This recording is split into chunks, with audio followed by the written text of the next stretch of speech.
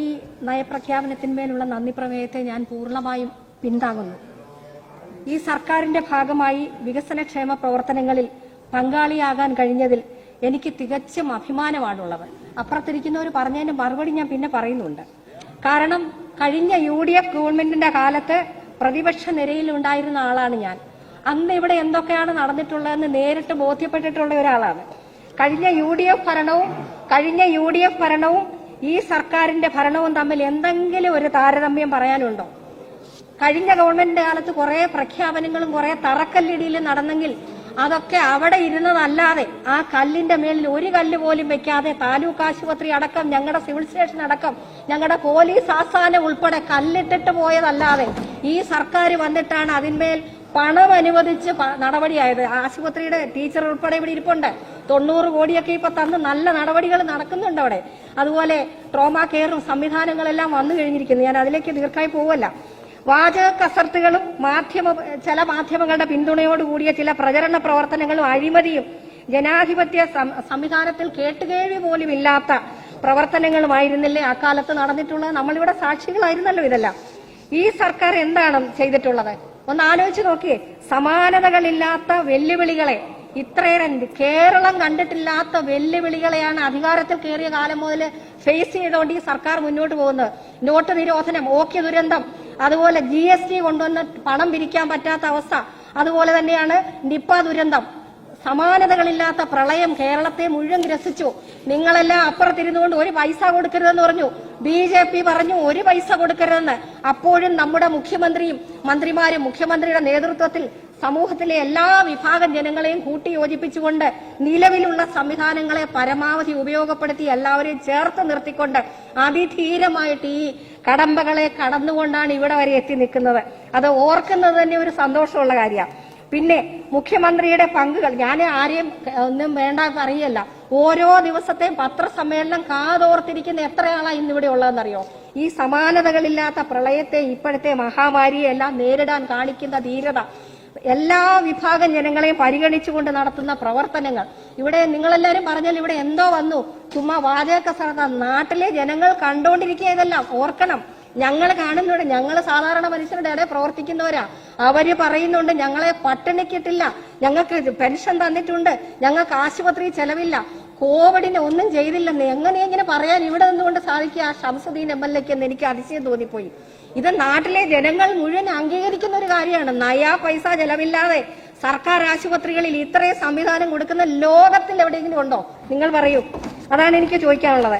അപ്പോ ഇത്രയേറെ കാര്യങ്ങൾ ചെയ്ത് മുഖ്യമന്ത്രിയുടെ പത്രസമ്മേളനം നടത്തി സത്യം പറഞ്ഞാൽ ഒരുപാട് ജനങ്ങളെ, നമ്മളെ അടക്കം, ഞാൻ എന്റെ കാര്യം കൂടി പറയാം, ഇത്ര ധീരമായിട്ട് പറയുമ്പോൾ ഞങ്ങൾ കൂടി പവർഫുള്ളായി സത്യം പറഞ്ഞ തളർന്നു പോകുന്ന അവസ്ഥയിൽ ധീരമായിട്ട് മുന്നേറിക്കോളാനും നമുക്കിതെല്ലാം അതിജീവിക്കാൻ കഴിയുമെന്നും ഭരണാധികാരിയായിട്ടുള്ള ആൾ പറയുമ്പോൾ അതിനൊപ്പം മന്ത്രിമാരെല്ലാം നിൽക്കുമ്പോൾ അതിനൊപ്പം ഉദ്യോഗസ്ഥരെ അണിനിരത്തി ജനങ്ങളെ കൂട്ടി പോകുമ്പോൾ എല്ലാ മനുഷ്യർക്കും ഒരു കോൺഫിഡൻസ് ഉണ്ടാകും, ഒരു വിശ്വാസം ഉണ്ടാകും. സുരക്ഷിതമാണ് ഇവിടെ എന്നുള്ളൊരു തോന്നൽ ഉണ്ടാക്കാൻ കഴിഞ്ഞു. നിങ്ങൾക്ക് മാത്രമേ നിങ്ങളുടെ ബധിരകർണങ്ങളിലും കാഴ്ചയില്ലാത്ത കണ്ണുകളിലേക്ക് മാത്രമേ ഈ വികസനങ്ങളൊന്നും എത്താതിരിക്കുകയുള്ളൂ. അങ്ങനെ തന്നെ അതിനെ പറയാൻ കഴിയുള്ളൂ.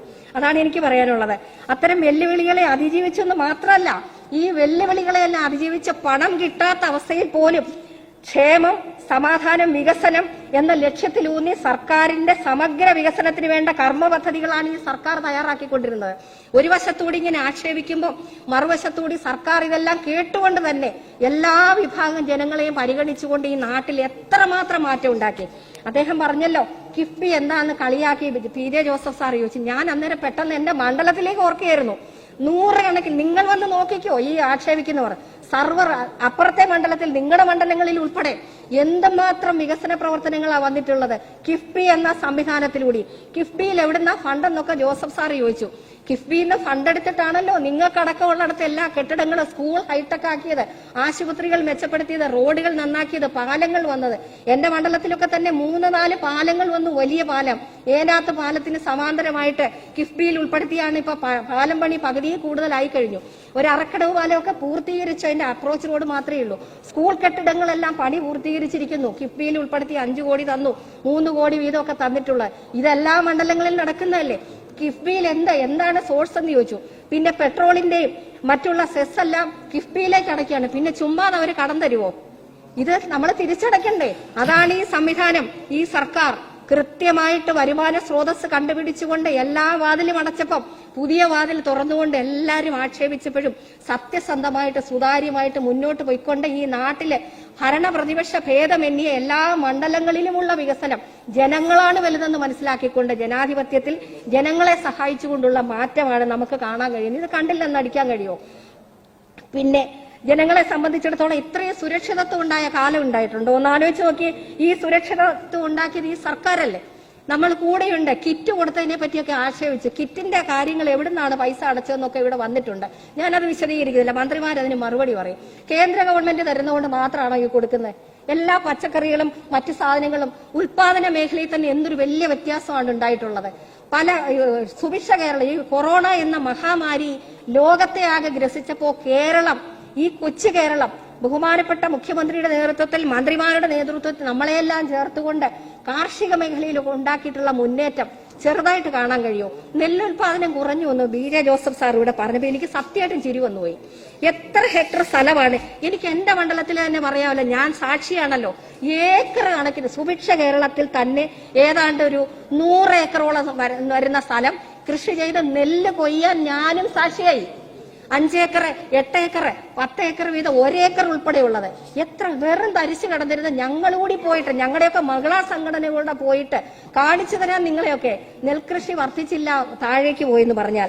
അതുപോലെ എത്രമാത്രം 5 വർഷം കൊണ്ട് സംഭരണ വില വർദ്ധിപ്പിച്ചു. കേന്ദ്ര ഗവൺമെന്റ് തെറ്റായ നയങ്ങളും കർഷക വിരുദ്ധ ബില്ലുകളും പാസാക്കിക്കൊണ്ട് അവരെ ശ്വാസം മുട്ടിച്ച് ഇന്ത്യ രാജ്യം കണ്ടിട്ടില്ലാത്തത്ര അതിഭയങ്കരമായിട്ടുള്ള സമരത്തിലേക്ക് കർഷകരെ ആകെ കൊണ്ടുപോകുമ്പോൾ ഈ കൊച്ചു കേരളത്തിലുള്ള കർഷക സംഘങ്ങളെല്ലാം അതിനെ സപ്പോർട്ട് ചെയ്തു പോകുമ്പോൾ അവിടെ അത്തരം ജനവിരുദ്ധ നയങ്ങൾ, കർഷക വിരുദ്ധ നയങ്ങൾ എടുക്കുമ്പോൾ ഈ കൊച്ചു കേരളം എത്രമാത്രം വ്യത്യാസമായിട്ട് ഉണ്ടാക്കിയിട്ടുള്ളത്. കർഷക പെൻഷനായിട്ട് കുടിശ്ശിക ഉൾപ്പെടെ 1830 കോടിയാണ് കൊടുത്തിട്ടുള്ളത്. ആകെ 2,46,586 ഗുണഭോക്താക്കൾ ഉണ്ടെന്ന് ഓർക്കണം. 16 ഇനം പഴം പച്ചക്കറി ഇനങ്ങൾക്ക് അടിസ്ഥാന വില നിശ്ചയിച്ച് നടപ്പിലാക്കി. അതുപോലെ 1,97 ലക്ഷം ഹെക്ടർ ആയിരുന്ന നെൽകൃഷിയുടെ വിസ്തീർണം ഇന്ന് 2.31 ലക്ഷം ഹെക്ടറായി ഉയർത്തി. 34 ലക്ഷം ഹെക്ടറിൽ അധികമായിട്ട് കൃഷി ഇറക്കി. 5 വർഷത്തിനുള്ളിൽ 50,000 ഏക്കർ തരിശ് നിലങ്ങൾ കതിരണിഞ്ഞു. ചുമ്മാ എഴുതി വയ്ക്കാൻ പറ്റില്ലല്ലോ, ഇതൊക്കെ രേഖയുള്ളതല്ലേ, വെറുതെ പറയാൻ പറ്റില്ലല്ലോ. അപ്പൊ ഇത്തരത്തിൽ ഞാൻ ഒരുപാട് പറഞ്ഞു പോവുകയല്ല. ഇതുപോലെയുള്ള വലിയ മാറ്റങ്ങൾ നാട്ടിലെ ജനങ്ങൾ, താഴെയുള്ള മനുഷ്യർ കണ്ടുകൊണ്ടിരിക്കുന്നുണ്ട്. നിങ്ങൾ എത്ര പുകമറ സൃഷ്ടിച്ചാലും, കണ്ടില്ലെന്നടിച്ചാലും, കണ്ണടച്ചിരുട്ടാക്കിയാലും ജനങ്ങൾ ഇതെല്ലാം കാണുന്നുണ്ടെന്നുള്ളത് ഓർക്കണം. തദ്ദേശ സ്വയംഭരണ തെരഞ്ഞെടുപ്പിൽ വന്ന റിസൾട്ട് ഞങ്ങൾ ഒരിക്കലും അഹങ്കരിക്കുന്നില്ല. കാരണം അത് പോരാ, ഇനിയും ഉയരണം. ഇപ്പോഴും ഇടതുപക്ഷത്തിന് മുൻതൂക്കമാണ് ഇവിടെ വന്നിട്ടുള്ള. ഒറ്റപ്പെട്ട ചില സംഭവങ്ങൾ ചിലയിടത്തൊക്കെ വന്നിട്ടുണ്ടാകാം. പക്ഷേ ഭൂരിപക്ഷവും ജനങ്ങൾ ഇടതുപക്ഷത്തെ ഒരു തുടർ ഗവൺമെന്റ് ഉണ്ടാകണമെന്ന് നിശ്ചയത്തോടു കൂടിയാണ് ഈ തദ്ദേശ സ്വയംഭരണ തെരഞ്ഞെടുപ്പിൽ വന്നിട്ടുള്ളത്. നിങ്ങൾ നോക്കിക്കോ, ഇപ്പൊ ചില വാർഡുകളൊക്കെ പോയെങ്കിലും തദ്ദേശ ആ റിസൾട്ടൊന്നും ആയിരിക്കില്ല അടുത്ത അസംബ്ലി തെരഞ്ഞെടുപ്പിൽ വരാൻ പോകുന്നത്. നമുക്ക് കാണാം. അതാണ് ഈ ഗവൺമെന്റ് ചെയ്തുകൊണ്ടിരിക്കുന്നത്. ഇത് ജനങ്ങൾ അനുഭവിച്ചുകൊണ്ടിരിക്കുകയാണ്. ഇത് ജനങ്ങൾ അനുഭവിച്ചുകൊണ്ടിരിക്കുന്ന കാര്യങ്ങളാണ്. ഇവിടെ ആരോ പറയാ, ഷംസുദ്ദീൻ MLA ഒക്കെ സംസാരിച്ച പറഞ്ഞല്ലോ, 2019 പാർലമെന്റ് തെരഞ്ഞെടുപ്പിൽ ഞങ്ങൾ ഭയങ്കരമായിട്ട് ജയിച്ചു എന്ന്. അത് കഴിഞ്ഞു വന്ന ഉപതെരഞ്ഞെടുപ്പിൽ എവിടെ പോയി? വട്ടിയൂർക്കാവിൽ ഇവിടെ VK പ്രശാന്ത്, മറ്റേ അതുപോലെ കോന്നി ജയിച്ചു. ജനീഷ് കുമാർ എല്ലാം വന്നിരിക്കുന്നുണ്ടല്ലോ. എന്തെല്ലാം സന്നാഹങ്ങളായിരുന്നു. വട്ടിയൂർക്കാവ് ഒരാളൊക്കെ ജയിച്ച വട്ടിയൂർക്കാവിലെ നിങ്ങളുടെ സീറ്റുകളല്ലേ പിടിച്ചെടുത്തത്? അതേ ജനങ്ങളാണ് 19 പാർലമെന്റിലേക്ക് നിങ്ങൾ കള്ള പ്രചരണങ്ങൾ നടത്തിയിട്ടല്ലേ ജയിച്ചു പോയത്. നെഞ്ചത്ത് കൈവച്ച് പറയാൻ പറ്റുമോ? ശബരിമല നിങ്ങൾക്ക് വീണ് കിട്ടിയ ഒരു അവസരം. അതുപോലെയുള്ള ഓരോ കാര്യങ്ങൾ എന്തോ ജനങ്ങൾക്ക് വേണ്ടി ചെയ്തിട്ടാണ്. കള്ള പ്രചരണങ്ങൾ നടത്തി ജനങ്ങളെ തെറ്റിദ്ധരിപ്പിക്കും. എനിക്ക് ബഹുമാനപ്പെട്ട തിരുവഞ്ചൂർ അദ്ദേഹത്തോട് വലിയ റെസ്പെക്ട് ആണ് കേട്ടോ. ഞാനൊരു TV-യിലെ അഭിമുഖം കണ്ടിരുന്നു. അപ്പൊ ഒരു തുടർ ഭരണം ഉണ്ടായാലോ എന്ന് ഞാൻ കേട്ടത് ശരിയാണ്, ഞാൻ കണ്ടതാണ്. അഭിമുഖം വന്നപ്പം ഒരു തുടർ ഭരണം ഉണ്ടാകുമെന്ന് കാണുന്നല്ലോ. നമുക്ക് കാണാൻ ചിലപ്പോ നിപ്പായോ അതുപോലെയുള്ള പ്രളയങ്ങളോ ഒക്കെ ഇനിയും വരുമല്ലോ എന്ന് പറഞ്ഞില്ലേ അദ്ദേഹം? ഏഷ്യാനെറ്റിലാണെന്നാണ് എന്റെ ഓർമ്മ. ഇരുന്ന് പറഞ്ഞില്ലേ? ഒന്ന് ആലോചിച്ച് നോക്കിയേ. അങ്ങനെയാണോ നമ്മൾ ജയിക്കേണ്ടത്? നാട്ടിലെ ജനങ്ങൾക്ക് വേണ്ടി കാര്യങ്ങൾ ചെയ്തു കൊടുത്ത്, അവർക്ക് വിദ്യാഭ്യാസം കൊടുത്ത്, അവർക്ക് തൊഴിൽ സുരക്ഷ കൊടുത്ത്, അവർക്ക് ആരോഗ്യ മേഖലയിൽ മെച്ചമുണ്ടാക്കി, കാർഷിക മേഖല മെച്ചപ്പെടുത്തിക്കൊണ്ടല്ലേ പോകേണ്ടത്. അതൊക്കെയാണ് ഈ സർക്കാർ ചെയ്യുന്നത്. അന്ന് രാഹുൽ ഗാന്ധി പ്രധാനമന്ത്രിയാകുമെന്നൊരു ധാരണ വരുത്തിക്കൊണ്ട് വർഗീയതയെ മാറ്റി നിർത്താമെന്ന് പറഞ്ഞുകൊണ്ട് എങ്ങും ജയിക്കത്തില്ലെന്ന് ബോധ്യമുള്ളതുകൊണ്ട് വയനാട് കൊണ്ടുവന്ന് അദ്ദേഹത്തിനെ നിർത്തി കഷ്ടിച്ച് ജയിപ്പിച്ച് 19 സീറ്റ് നിങ്ങൾ ജയിച്ചു. പക്ഷെ അത് കഴിഞ്ഞ് വന്ന ഉപതെരഞ്ഞെടുപ്പിൽ എങ്ങനെയുണ്ടായി? ജനങ്ങൾ ഇത് എക്കാലത്തും വിശ്വസിക്കുമെന്ന് ഒരിക്കലും ധരിക്കരുത്. നമുക്കുള്ള ദുരിതങ്ങളെ മുതലാക്കിക്കൊണ്ടല്ല നമ്മൾ പോവേണ്ടത്. സത്യസന്ധമായിട്ട് നേരോടെ കാര്യങ്ങൾ പറഞ്ഞ് ധീരമായിട്ട് പോകണം. മനുഷ്യരോടൊപ്പം നിൽക്കണം. നമ്മൾ ജനപ്രതിനിധികളെ, രാഷ്ട്രീയക്കാർ അങ്ങനെയാണ് വേണ്ട. ഇതാണ് ഇടതുപക്ഷ ജനാധിപത്യ മുന്നണി, ഇതാണ് ഈ പ്രസ്ഥാനം, അതാണ് നമ്മൾ ചെയ്തുകൊണ്ടിരിക്കുന്നത്. ഞാൻ ഒത്തിരി പറഞ്ഞു പോവുകയല്ല. ഈ പ്രവർത്തനങ്ങൾക്കെല്ലാം ഉള്ള അംഗീകാരമാണ് ദുരിതകാലത്തെ മറികടന്നുകൊണ്ട് ലഭ്യമായ വിഭവങ്ങളെല്ലാം ചേർത്തുകൊണ്ട് നടത്തിയ ഇടതുപക്ഷ ജനാധിപത്യ മുന്നണിയുടെ പ്രവർത്തനം. ഈ മുഖ്യമന്ത്രിയുടെ നേതൃത്വത്തിലുള്ള ഗവൺമെന്റിന്റെ പ്രവർത്തനങ്ങളാണ് ഈ തദ്ദേശ സ്വയംഭരണ തെരഞ്ഞെടുപ്പിൽ 2015 ഇതുപോലെ ഉള്ള വ്യത്യസ്തമായിട്ടുള്ള ഒരു അനുഭവത്തിലേക്ക് നമ്മളെ തുടർ ഭരണത്തിലേക്ക് കൊണ്ടുവരാൻ സാധിച്ചതെന്നുള്ളത് നമുക്കറിയാം. എല്ലാ കാലത്തും നമ്മൾ കണ്ടിട്ടുണ്ടല്ലോ, കേരളത്തിൽ ഓൾട്ടർനേറ്റ് ആയിട്ട് തദ്ദേശ സ്വയംഭരണ സ്ഥാപനങ്ങൾ അസംബ്ലി വരും. ഇനി അത് നടപ്പാകാൻ പോകുന്നില്ല എന്നുള്ളതിന്റെ തുടക്കമാണ് ഇപ്പോൾ വന്നിട്ടുള്ളത്. ഇപ്പോ ഈ റിസൾട്ടിലൊന്നും ഞങ്ങളൊന്നും അമിതമായിട്ട് ആഹ്ലാദിക്കുന്നൊന്നുമില്ല. എന്താന്ന് വെച്ചാൽ കൂടുതൽ ജനക്ഷേമ പദ്ധതികളുമായിട്ട് അത് മുഖ്യമന്ത്രി തന്നെ പ്രഖ്യാപിച്ചിട്ടുണ്ട്. ഇവിടെ ഗവർണറുടെ നയപ്രഖ്യാപനത്തിൽ പറഞ്ഞിട്ടുണ്ട്. അപ്പൊ പ്രഖ്യാപനങ്ങൾ മാത്രമേ ഉള്ളൂ എന്ന് നിങ്ങൾ പറഞ്ഞു.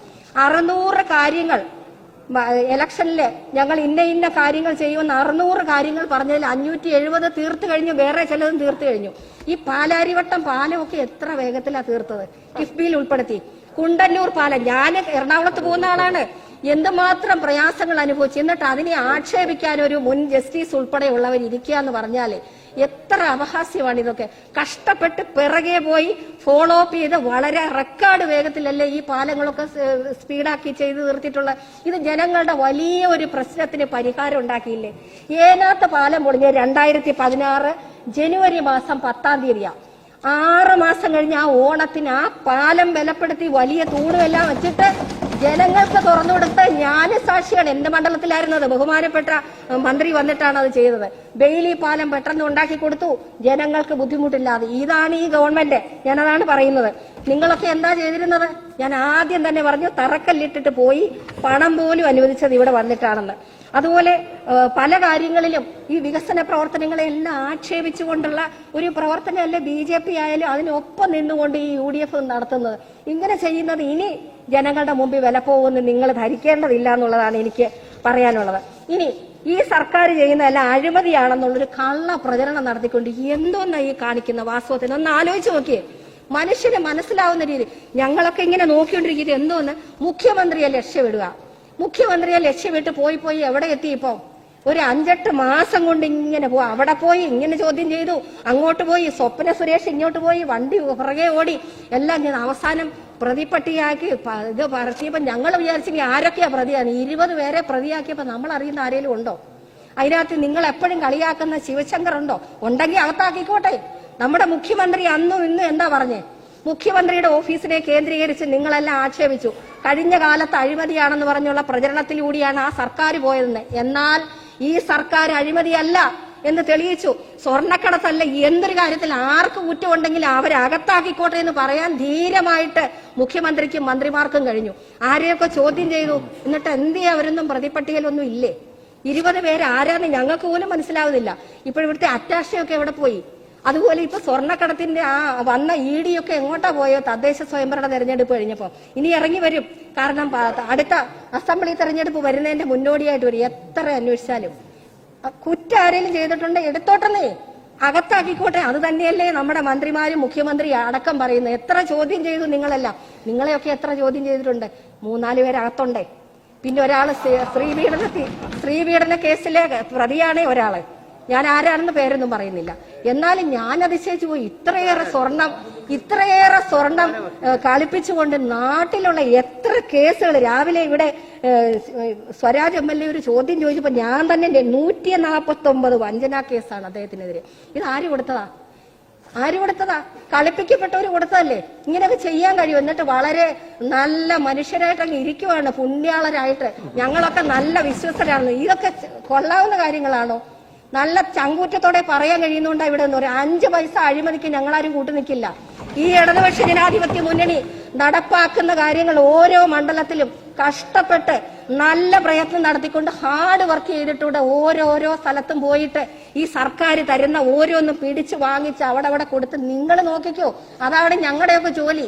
ഒരാടെ 5 പൈസ കൊണ്ട് ജീവിക്കുന്നവരല്ല ഞങ്ങളാരും. അതുകൊണ്ടാണ് ഞങ്ങൾക്കെല്ലാം ഇങ്ങനെ തന്റേടായിട്ട് പറയാൻ പറ്റുക.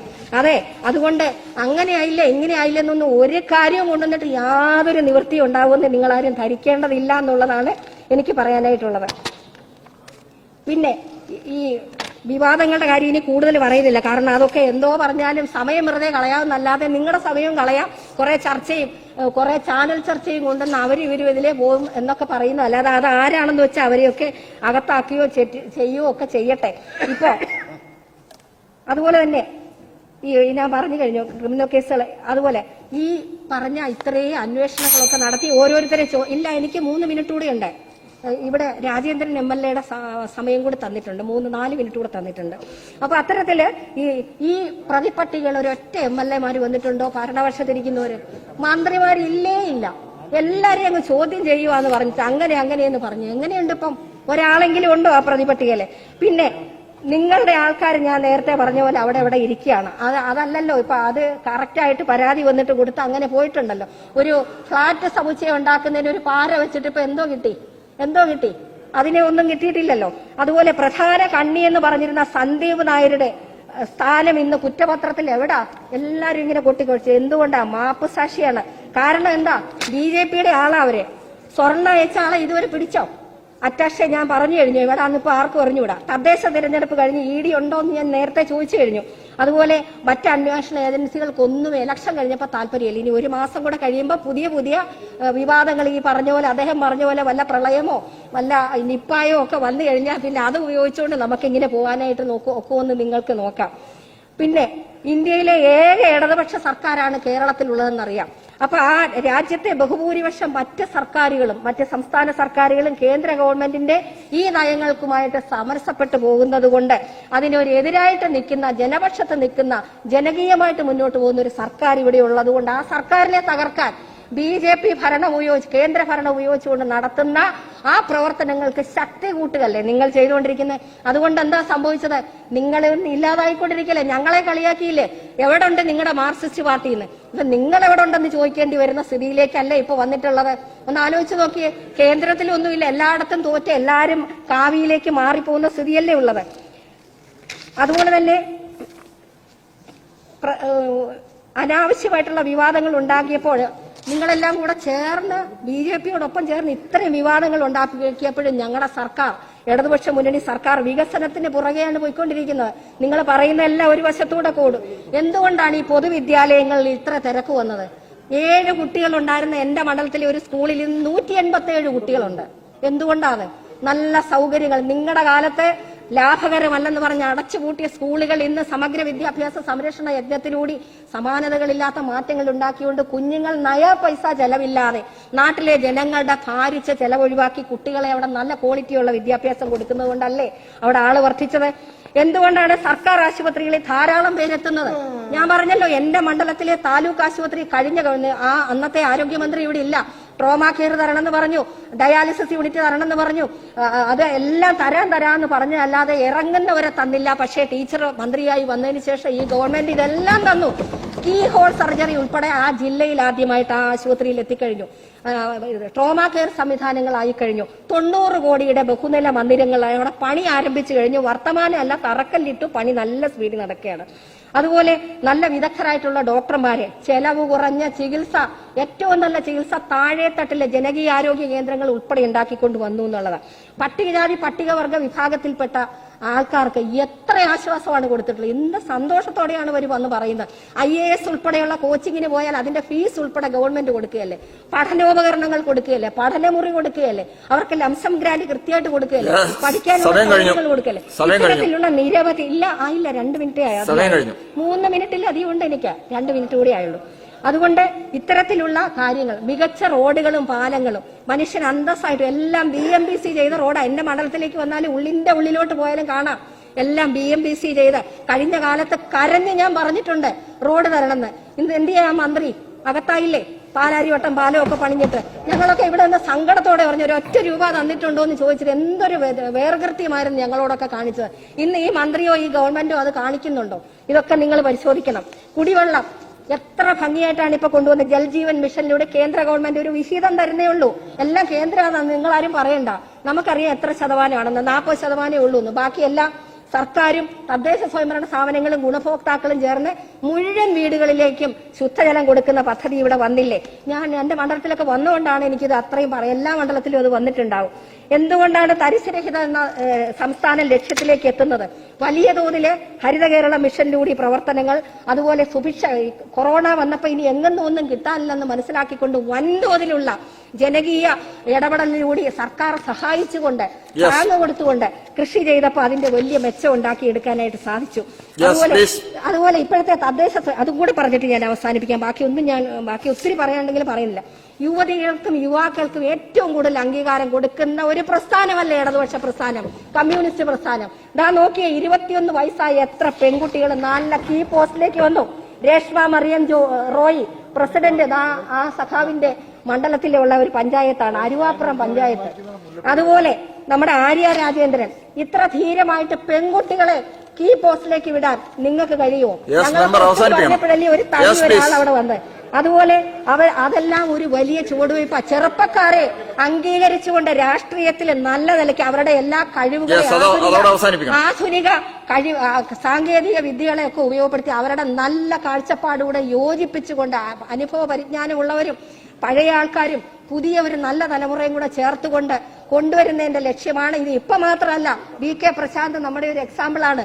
മേയറാക്കി കൊടുത്ത എത്ര നല്ല പ്രവർത്തനമായിരുന്നു. അതുകൊണ്ടല്ലേ വട്ടിയൂർക്കാവിൽ എല്ലാ സന്നാഹത്തോടെ ആൾക്കാർ പോയപ്പോഴും നല്ലപോലെ ജനങ്ങൾ അത് മനസ്സിലാക്കി ജയിപ്പിച്ചു വിട്ട. ഇതാണ് ഇടതുപക്ഷ ജനാധിപത്യ മുന്നണി ഗവൺമെന്റ്.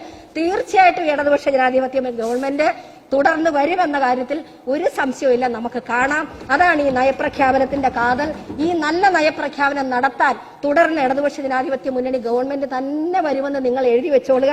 അത് മാത്രമേ എനിക്ക് പറയാനുള്ളൂ. ഇത്രയും പറഞ്ഞുകൊണ്ട് ഞാൻ എന്റെ വാക്കുകൾ